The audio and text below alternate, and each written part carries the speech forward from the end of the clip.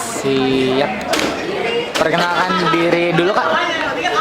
Nama saya Haris Nizam, saya sutradara. Nah Kak, bisa diceritain sedikit nggak sih awal mengangkat cerita ini tuh mungkin ada cerita tersendiri nggak sih?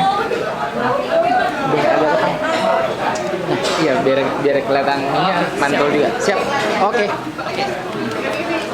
Jadi sebenarnya basically ceritanya itu berangkat dari rasa kehilangan sebenarnya. Jadi setiap orang pasti punya pernah mengalami rasa-rasa kehilangan, kerinduan, rasa dimana itu sebenarnya kan rasa yang paling menyiksa. Kebetulan penulisnya adalah adik aku sendiri, gitu ya, bukan Nizam. Jadi kita sering diskusi bareng, kita ngobrol bareng. Akhirnya muncul sebuah ide yang mana yuk kita buat cerita yang menarik dan unik gitu, bahwa karakternya punya rasa kehilangan, punya rasa kerinduan yang besar kepada ibunya.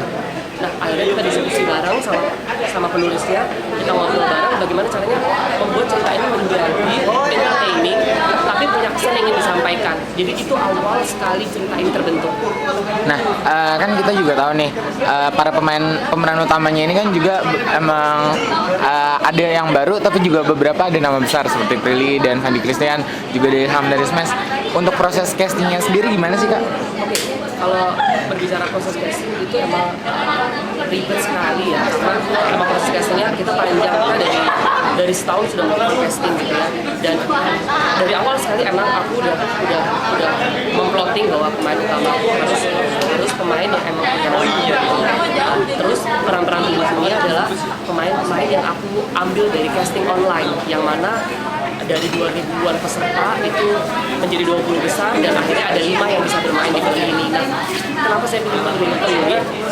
Karena buat saya Prilly mampu mewujudkan karakter gendis itu yang akhirnya kita pilih Prilly. Walaupun emang PR-nya waktu itu adalah aku harus menunggu Prilly. Aku bilang sama dia, Prilly, aku menunggu kamu, tapi kamu suka nggak sama cerita? Aku bilang gitu sama dia dan dia bilang, aku suka sekali ceritanya, aku jatuh cinta sama ceritanya, aku suka sekali sama karakter gendis. Oke, kalau gitu jangan buat aku sia-sia menunggu.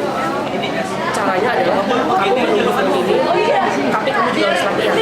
Dimana kamu harus latihan menjadi pemain yang baik, bukan hanya bermain pakai insting. Itu akhirnya kenapa dia akhirnya belajar. Oh, oke. Nah, kalau untuk penempatan karakternya dari 4 pemeran utama ini sendiri, mungkin disamaratakan atau ada yang lebih menonjol gitu sih Kak? Kalau kebetulan pemain-pemain yang lain yang kebetulan ada di sini ada Fandi Christian. Kenapa aku pilih Fandi? Karena Fandi di sini menjadi kakak fasilitator. Itu adalah kakak pembimbingnya nanti akan ada di camp. Kenapa aku pilih Fandi? Karena Fandi punya wajah yang karakternya kuat ya, keras gitu, cocok menjadi seorang pemimpin. Makanya aku pilih Fandi. Nah, kebetulan yang paling unik adalah sebenarnya karakternya Ilham Smash di sini karakternya itu menjadi yang mana sepanjang film dia tidak ada dialog sama sekali, tidak berdialog sama sekali, tapi karakternya sangat kuat dan powerful, di mana dia menyembunyikan banyak misteri yang gede. Saya memilih Arbani karena Arbani sangat Jakarta, wajahnya sangat Jakarta, anak muda yang mewakili anak muda gaul Jakarta, sehingga saat saya bertemu dengan Arbani pertama kali, saya yakin dia mampu bisa menjadi Gilang. Oke deh. Nah Kak, kita juga tahu nih kan perfilman sekarang mengarah ke depannya kebanyakan dari PH-PH malah mengajak para pemainnya untuk syuting ke luar negeri. Sedangkan ini mengajak untuk mempromosikan Indonesia. Mungkin ada tujuan yang ingin disampaikan juga? Oke. Kalau berbicara tentang syuting saya yang semuanya adalah di Indonesia, buat saya punya tanggung jawab besar sebagai filmmaker untuk bisa mempromosikan film kita. Dimanapun syutingnya, dimanapun pengambilan gambarnya, sebenarnya itu nggak penting kalau tidak ada relevansinya dengan cerita. Tapi kalau ada relevansinya dengan cerita, harus di Amerika atau di apa, itu fine. Cuman karena kebetulan film saya emang tidak mengharuskan saya untuk syuting di luar negeri, jadi emang film ini sangat lokal konten, mengangkat budaya. Buat saya ini adalah menjadi salah satu bisa menjadi motor atau media untuk memperlihatkan kembali budaya Indonesia ke masyarakat, terutama anak muda. Nah, ini sendiri kan filmnya belum berjalan ya. Nah, udah ada bayangan belum sih Kak dari cerita yang udah disusun gitu? Mungkin ada scene yang kayaknya bakal lebih rumit gitu untuk diambil. Mungkin juga lokasinya di mana rencananya? Oke, kalau scene yang akan rumit itu pasti satu, yang pertama adalah saya akan mengajak Prilly sebagai gendis untuk naik ke Gunung Prau. Kita naik ke atas gunung. Itu kebetulan saya sudah hunting ke sana, udah riset. Kita harus berangkat jam 12 malam untuk bisa dapat sunrise. Jadi kita jalan mungkin dari sekitar 4 jam. Nah, mungkin akan agak lebih lama karena saya akan membawa Prilly. Jadi mungkin saya akan berangkat jam 10 pagi, mungkin saya pakai tenda di sana. Nah, itu mungkin tantangan terberat buat Prilly ya. Tapi kalau tantangan terberat dari saya sebagai filmmakers, itu adalah scene di mana nanti saat Gendis dan Danu, Prilly dan Om Tio itu marah, berantem. Jadi Gendis memutuskan untuk berangkat ke Jakarta. Itu akan saya ambil adegan itu one shot dari kamar sampai ke rumah, itu one shot dan emosi mereka tidak boleh putus. Oke. Itu mungkin scene yang akan membutuhkan effort lebih. Gitu. Oke deh. Nah, ini kan walaupun belum berjalan, tapi kan dari ceritanya dan dari tadi sesudah pressconnya juga kan kelihatannya ini akan menjadi sebuah cerita yang besar gitu Kak. Mungkin nggak sih ada pesan atau harapan yang sendiri yang ingin disampaikan lewat film ini? Oke, kalau saya sih, saya nggak mau muluk-muluk ya.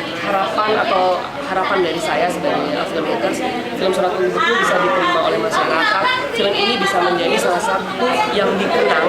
Film ini bisa menjadi salah satu yang mewarnai perfilman Indonesia di tahun 2016. Bisa memberikan warna baru, bisa memberikan banyak sekali pengetahuan, karena di film aku banyak sekali hal-hal yang sangat umum tapi mungkin karena diabaikan tidak terlihat. Saat menonton film Surat Penduduk, kita akhirnya aware, wah ternyata ini seperti ini, ternyata ini seperti ini. Itu yang akan kalian dapat.